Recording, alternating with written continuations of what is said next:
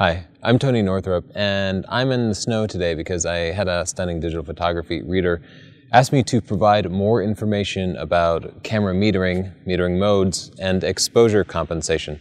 So I waited for a fresh snow here in Connecticut because snow is one of the perfect examples for a situation that requires you to change your camera's default metering. So to explain this a little more, I'll take a couple of sample shots of Chelsea. Now, take a look at that picture, and especially the histogram, because it's really important that you review the histogram anytime that there's an exposure challenge, like a bright environment or a dark environment. This histogram is almost entirely in the left half of the frame, and that's no good at all. That means our picture is underexposed. Now, you can't just trust your eye here, because a million times I've looked at the preview of an image on my camera when I'm out shooting and thought it was okay. Then I get it back on my computer and see the histogram and realize it's wildly underexposed. You can't trust your camera's LCD. You always need to look at the histogram. So when you see a histogram like this that doesn't touch the right side, that means the photo's underexposed. And as a rule of thumb, when you're in a bright environment like this, you need to add at least a stop of exposure compensation. But when it's mostly snowy like this, you need to add a couple of stops of exposure compensation.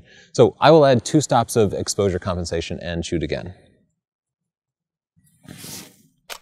That turned out much better. Now, that's really all you need to understand about metering and exposure compensation. Take a shot, look at the histogram. If it doesn't touch the right side of the frame, then you need to add 1 or 2 or 3 stops of exposure compensation.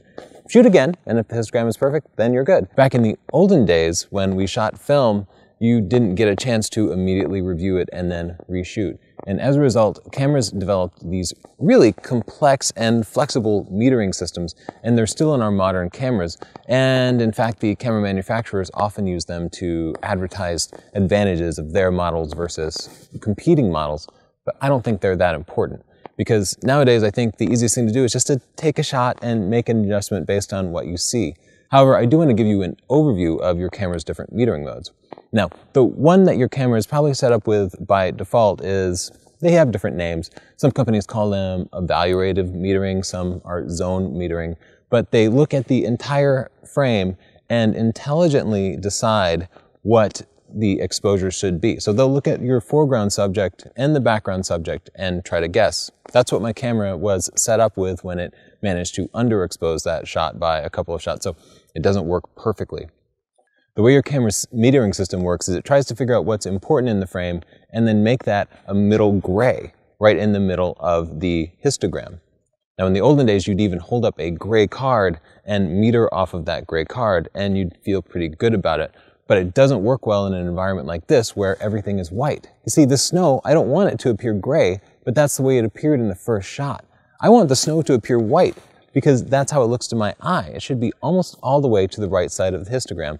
And that's why my camera misexposed it, and that's why I had to adjust it with exposure compensation. Now, another way to fix that besides using exposure compensation is to use spot metering. Now, many cameras have different types of spot metering. They might call it center weighted or partial metering. True spot metering takes a very small part of the frame and meters off of just that. Sometimes it's linked to the focusing point, but usually it's right in the middle of the frame.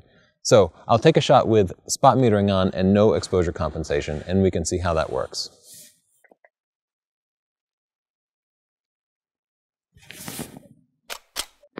Now you can see in that shot I metered off of Chelsea's face, which, because of her darker skin tone, is about what middle gray should be. The background is brighter. So the camera actually adjusted the exposure so where I put the spot metering sensor would be in the middle of the histogram. The snow being brighter ended up on the right side of the histogram for a perfect exposure.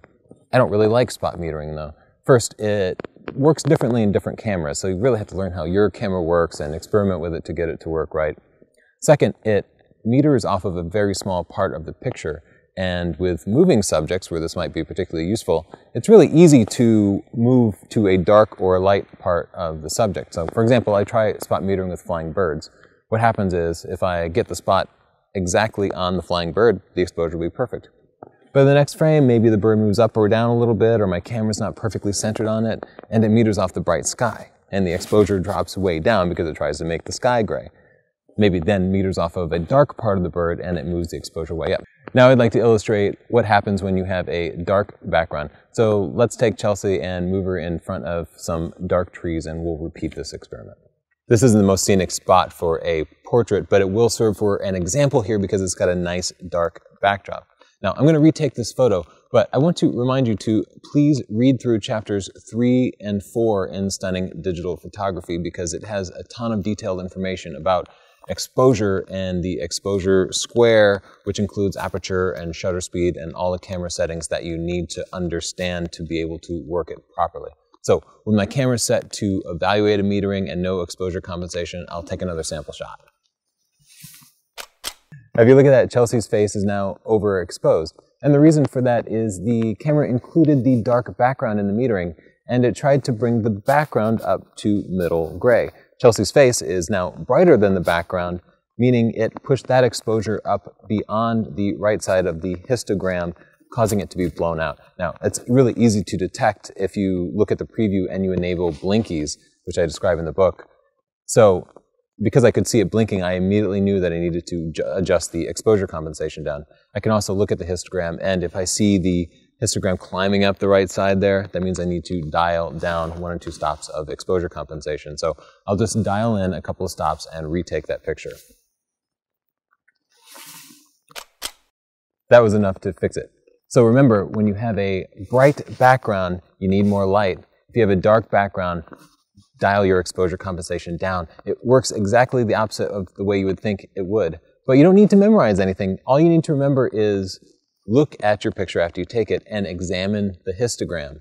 Then adjust the exposure compensation. Even if you get it backwards, you'll figure it out after you take your next test shot. Thanks so much for watching my video. I hope you'll check out my book, Stunning Digital Photography, which you can get at Amazon or at stunningdigitalphotography.com or any other place that sells ebooks. Now, this is the top-rated photography book in the world, so it's worth checking out. The reviews at Amazon say it all, I think. If you have any questions, please don't hesitate to contact me. You can find me at Facebook at Northrop Photography. There's a link down there in the description.